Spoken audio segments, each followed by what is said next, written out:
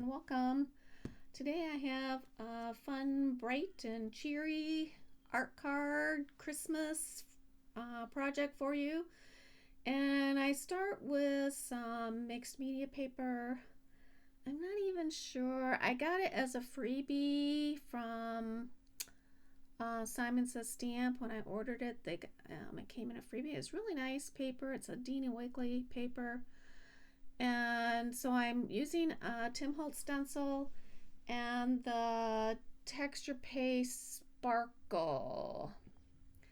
So the thing you need to know about the sparkle is it's translucent, so it's going to show the color underneath. So if I'm putting on white, my color, it will be white coming through, and that's exactly what I wanted. So I don't really have anything that looks like stars or anything, so that's the closest I have. And so I put it aside, and by the time I get to it, it dries pretty quick. By the time I get to it, it should be ready for me. So I'm stamping a little bit off camera here, but I'm using a Tim Holtz Christmas stamp. It's a 2024, I think it's Forest Floor number 2, and I'm doing the evergreen branch. And then I'm also doing I got this as a freebie too. It's Dina Wakley's bird stamps, and I've always liked them, and I've always thought about getting them, so I was kind of excited that I got them as a freebie. And well, I guess it wasn't a freebie, it's a surprise package. You pay $30 and you get $97 worth of items, and these stamps were one of them, and the paper is one of them, and I got other things. Okay, so I embossed the bird. The evergreen bough is just stamped, and now I'm gonna do some coloring with some distress colors, and I've got lumberjack plaid, fossilized amber, and picked raspberry, and those are going to go on the bird, and I'm just kind of smooshing them on. I don't want them to look like it's a watercolored perfect bird, so I'm just smooshing it on. And then I'm going to do this, well, not quite the same thing with the evergreen bough. I'm taking some evergreen bough, some mowed lawn, and a little bit of scorched timber to kind of make a darker green. I don't have really the right color green, so I'm just kind of mixing them together to make my own, and then just putting it on with a brush. I fussy cut it out, which is a big deal. Well, not a big deal, but it took some time to fussy cut that out. And I know you can get a Sizzix die for it. I think you can anyways, but I have a Cricut, so it's kind of hard for me to justify doing Sizzix. I mean, maybe someday, but for right now, I don't mind fussy cutting it. I do it while I'm watching TV, but so these are some of my pieces for my final project. And then I'm going to dry them and clean up the area. Oh, I'm going to give the bird some spatters.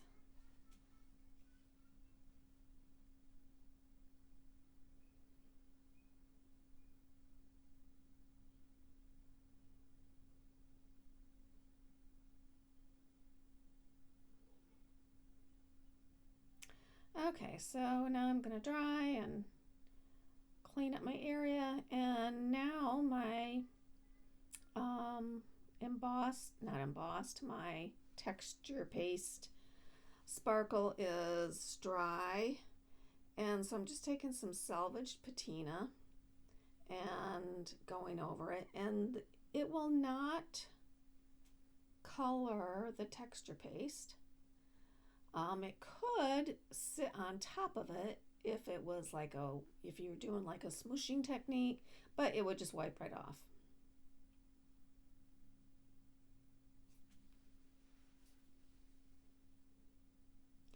And then I'm just going to take the edges with some vintage photo just to kind of,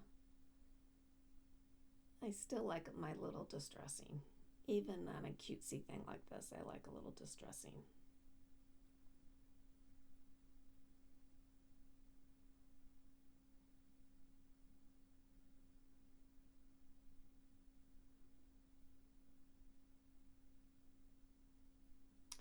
So on my Cricut, I took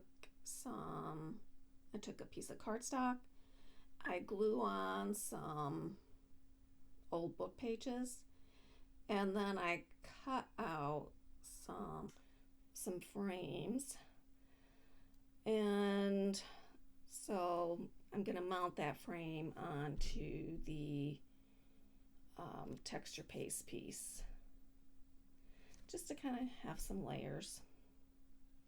And I distress the edges of it, like I said, with the vintage photo. And just making sure my little birdie's dry.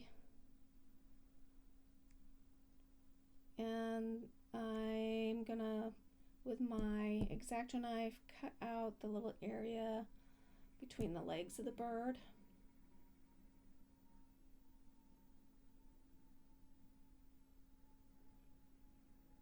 And my camera stand must have got moved back a little bit because it seems like everything I'm doing is just a little bit off center.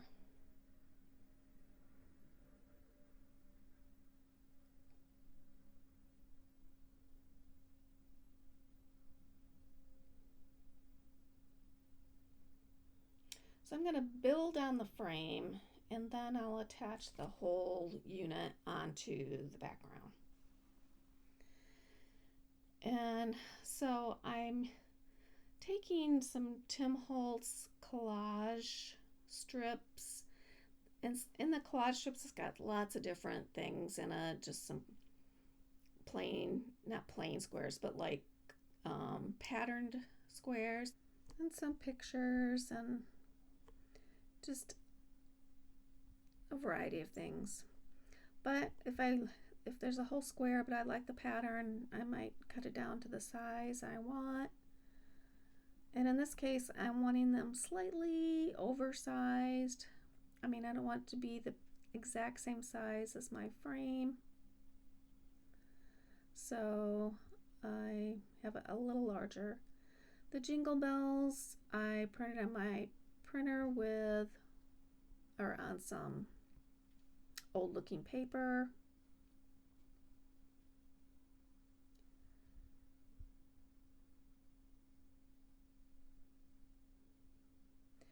And now I'm just looking for something that will go in the bottom right corner. This is from the Tim Holtz Ephemera Pack Christmas 2024. So I'm just looking for a little something to go down there, and I think that's it, but then as I'm putting it away, I find something I like better. They look very similar though.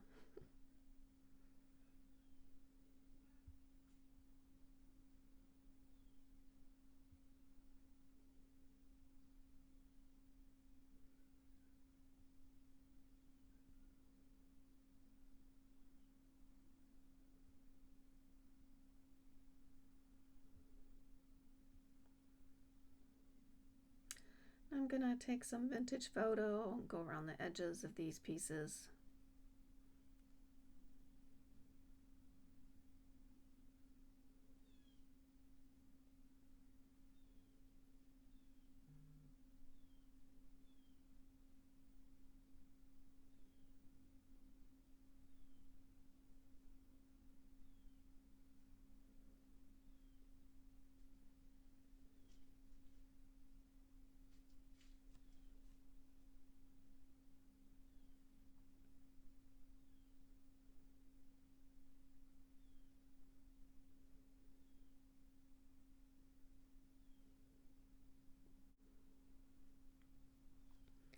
So I'm going to build on the frame, glue it all onto the frame.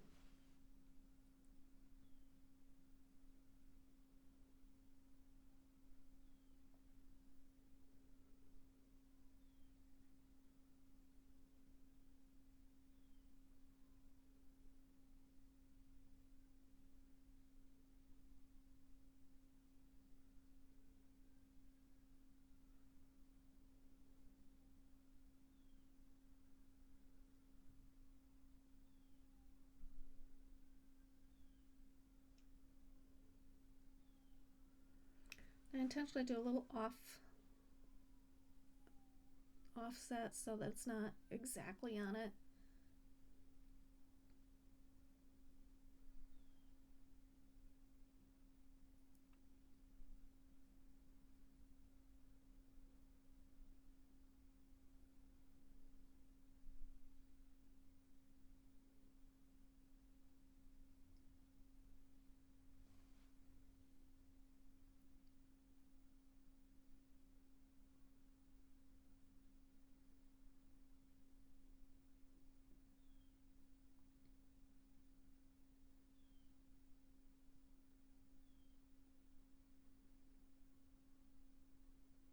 And when I'm applying my glue, I try to only get it onto where it comes in contact with the frame.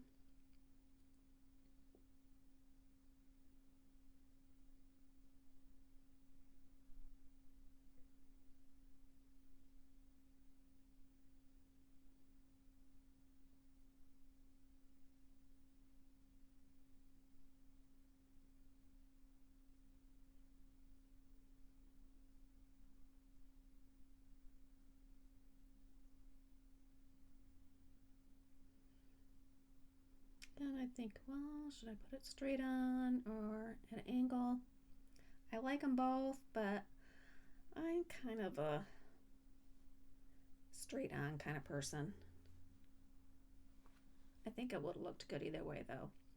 And I had a scrap of the background. Actually, it was it was a prior background I made. And in that background, I did the texture paste on top of the blue, so you can see the blue through the texture paste, which is fine. I just didn't want to do that for this piece, but I liked the blue, and so I punched out some of the paper with a star punch, put some little vintage photo on the edges, and just added them to the frame. And then I just dab a little bit more of that, some of the texture paste sparkle just in the center of the stars. It's gonna dry clear, so it will be still blue, and but I'll just add a little more sparkle.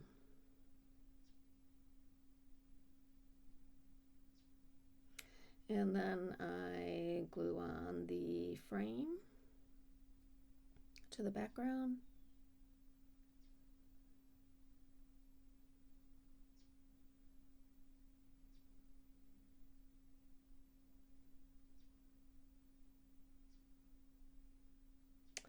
And I just eyeball it. But I just love how it turned out. You'll see I made a second one a little bit larger, and I just think they're fun. I love the colors, that they're not traditional Christmas. I just think that turned out great. If you haven't subscribed yet, please do. If you liked this project, give me a thumbs up. And you all have a great day.